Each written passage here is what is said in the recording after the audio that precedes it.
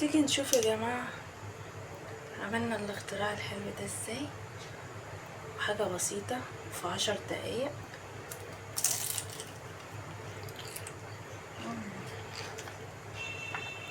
مع كوباية شاي.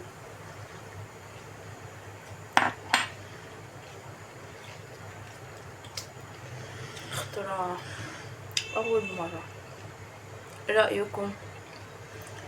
ولادي أدمنوه، قالوا لي اعملي لنا منه كل يوم. طبعا قال لكم وطريقة سريعة وبسيطة وسهلة، مش هياخد في ايدك وقت.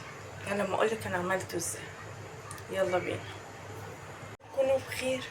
تعالوا اقولكوا على وصفة سريعة سهلة، ما تاخدش في ايدك دقيقتين. الحاجات دي كلها احنا بنعملش الا السريع والاقتصادي. تعالي بقى اما اقولك. هاتي ورقة جلاش، حتة شوكولاتة، سمنة، بس انا مش عايزة منك اي حاجة تانية. ماشي؟ فيلا تعالي بقى معايا واحدة واحدة كده، وهنشوف هنعمل ايه. واحنا بنعمل هنقعد نحكي. يلا خليكوا بقى معايا. شوفوا بقى يا جماعه انا عملتها ازاي.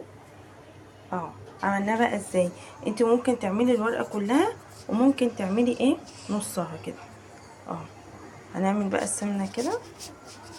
هندهن الايه، هندهنها كلها سمنه، وبعدين هنروح ماسكين ايه الورقه، ونروح ايه مكشكشينها كده.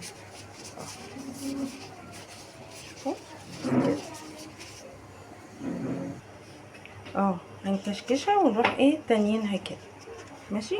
ونحط ايه حته كده فيها، ونروح ايه لفينها كده. نحطها ايه في الصاج. انت عايزه بقى تعملي الورقه كلها اعمليها. شوفوا المنظر سهل قوي. بدأت. شوفوا بقى يا جماعه هندهن واحده كده تانية، وبعدين هنكشكشها كده. شايفين المنظر؟ ونعملها كده. وانا بقى ايه بعمل كده هحكي معاكم. لما يا جماعه نجيب حاجه ما نروحش نقول لحد، لعله الحد دول ظروفه ايه، يوم ايه يتكلم علينا، صح، يزعل، يحز في قلبه، يقول مثلا ده عنده ده عنده واحنا ما عندناش. يعني جايز يكون عينه وحشه، صح ولا انا غلطانه؟ وممكن واحنا برضو ممكن نقول الكلام ده للاولاد بالذات، لان الاولاد ساعات تقعد تحكي تقول بابا جاب لنا امبارح، ماما جابت لنا امبارح، مش عارفه ايه. العيال تروح تطلب من اهاليها واهلها تبقى مش مقتدره، صح ولا انا غلطانه؟ فانا بس كنت عايزه اتكلم في الحاجات ديت، لان ايه يعني عشان ما نجرحش حد. حتى لو الحد ده يروح ينام زعلان ان هو مش قادر يجيب الحاجه اللي انت جبتيها او باصص في الحاجه دي، فاهماني؟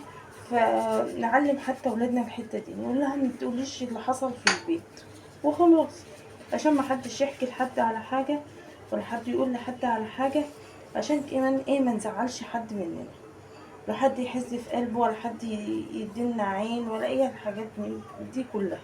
شوفوا بقى اسهل من كده فيه اهو. وبعد ما اخلصهم كلهم شوفوا المنظر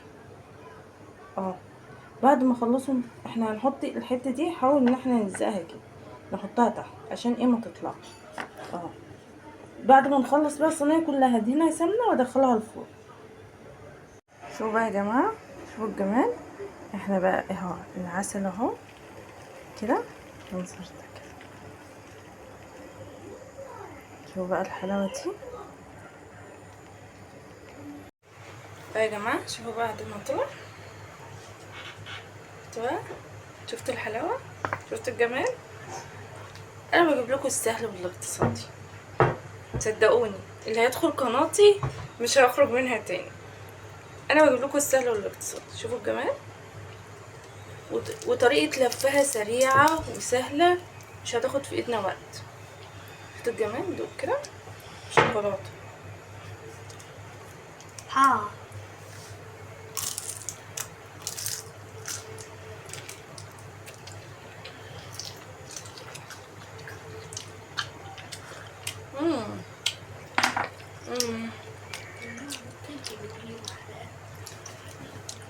بجد بجد فظيع وسهل وما خدش في ايدي وقت. يعني انا عملته والله ما كملت 10 دقايق. حلوة جدا. حلوة جدا. ولادك هيعشقوه عشانه بالشوكولاتة. جربيه بالطريقة دي وصدقيني ما عدتش هتعملي غيره ولا مهلبية ولا حاجة. لفة حبة سمنة حتة شوكولاتة خلاص. عايزة تعمليه بمهلبية اعمليه، ممكن تعمليه حادق حطي فيه حتة جبنة بس طبعا مفيش بقى عسل، انت بقى هيطلع ياكلوه كده. يلا جربيه وبألف هنا يا رب. وما تنسينيش بقى في لايك وكلمة حلوة منكم واشوفكم على خير. باي باي.